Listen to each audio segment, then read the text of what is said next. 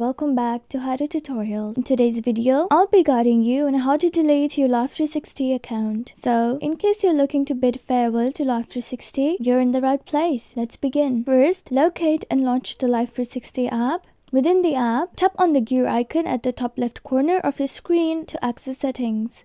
Once you're there, tap on Account to access account settings. Under Account Management, tap on Delete Account option to proceed.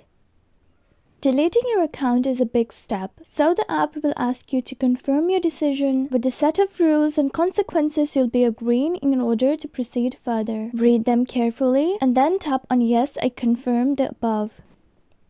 Again, another pop-up to confirm your decision. Tap on Delete to finalize.